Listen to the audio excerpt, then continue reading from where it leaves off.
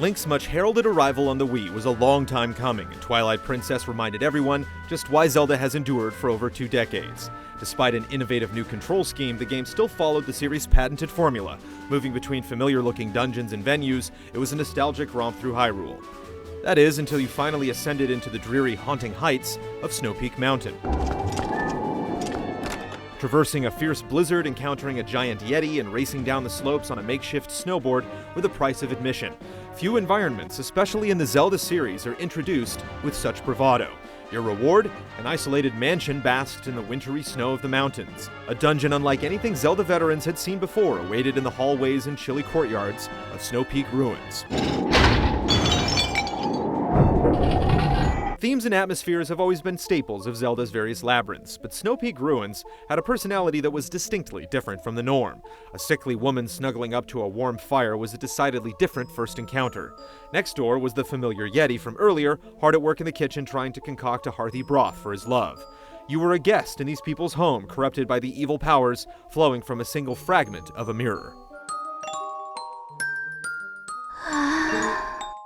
Dungeons in Zelda games typically come with a single motivation. You want to clear it in order to progress. Here, you were for once given another reason to care. Not only did you want to reach the end for the sake of seeing Link's adventure through, but you wanted to help out this odd couple.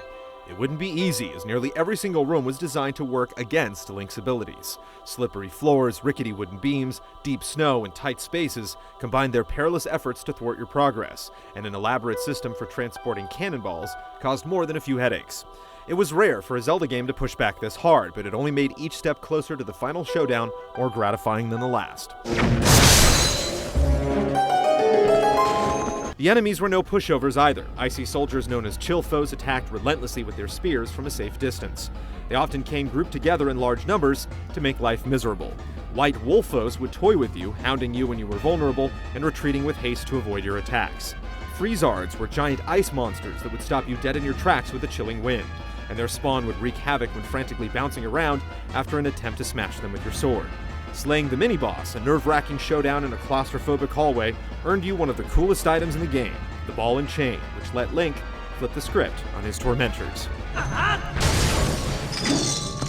The most menacing of all was the final boss itself, revealed in a seemingly harmless scene in a bedroom that quickly turned into a nightmare. Fierce winds shattered windows as it rushed in, and the lady, possessed by dark powers, underwent a drastic transformation. The showdown with Blizzetta was serenaded with an unnerving melody that gradually ramped up as the battle escalated.